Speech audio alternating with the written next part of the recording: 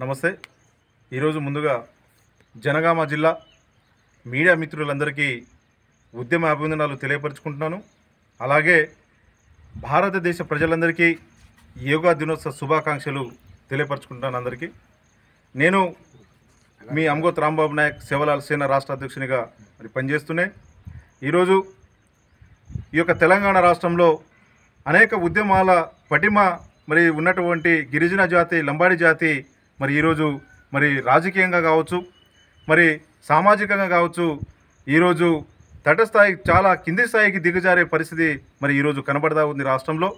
ఈరోజు తెలంగాణ రాష్ట్రము కాంగ్రెస్ పార్టీ రేవంత్ రెడ్డి గారి ప్రభుత్వంలో క్యాబినెట్ కూడా కూర్చొని ఉంది. ఇప్పటికీ క్యాబినెట్లో మేము సేవలాల్ సేనగా ప్రభుత్వానికి ఒక డిమాండ్ చేస్తూ ఉన్నాం.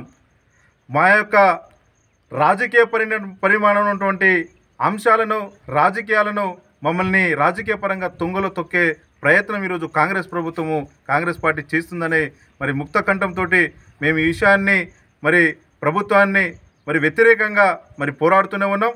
అదే విషయానికి వస్తే ఏదైతే శాసనసభ ఎన్నికలు జరిగి దాదాపుగా 200 రోజులు పైచిలుకు అవుతున్నప్పటికీ ఈ రోజుకి ఈ తెలంగాణ రాష్ట్రంలో 50 లక్షల మంది ప్రజానీకం ఉన్నటువంటి లంబాడి ప్రజలు ఈ రోజుకి గుర్తించకుండా, మంత్రి పదవి ఇవ్వకుండా, ఎమ్మెల్సీ పదవి ఇవ్వకుండా మమ్మల్ని జాప్యం చేస్తున్నటువంటి అంశం ఇది దేనికి సూచిస్తుందని దీని మీద గౌరవ ముఖ్యమంత్రి గారు సమాధానం చెప్పాలి.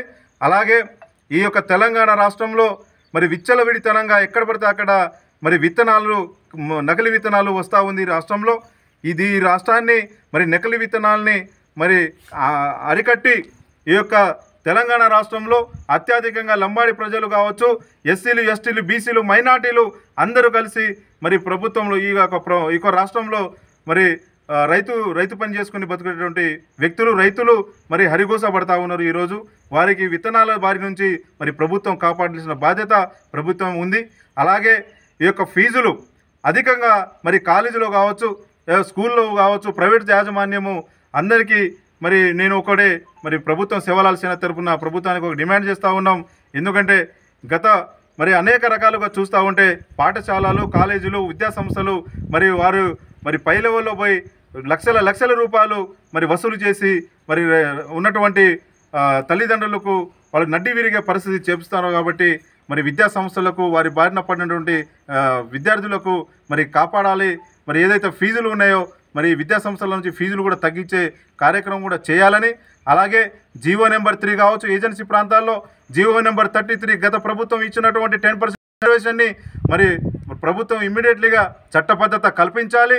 వచ్చే 28వ తారీఖు నాడు ఏదైతే హైకోర్టులో పిటిషను ముందుకు వస్తా ఆ పిటిషన్ని గవర్నమెంట్ ప్రభుత్వము ఏ రకంగా ముందుకు వాదించి ఈ యొక్క రాష్ట్రంలో ఉండబడినటువంటి గిరిజన తెగలకు 6% నుంచి 10% ఇచ్చినటువంటి రిజర్వేషన్ని ఏ రకంగా కాపాడుతుందో దాని మీద కూడా స్పష్టమైనటువంటి నిర్ణయము ప్రభుత్వం ఇవ్వాలని చెప్పేసి నిన్ననే దాదాపుగా 33 జిల్లాల్లో మేము సేవలాల్ సేనగా మా యొక్క ఉన్నటువంటి డిమాండ్లన్నీ అన్ని జిల్లాల్లో కలెక్టర్లకు వినతి పత్రం ఇవ్వడం జరిగింది.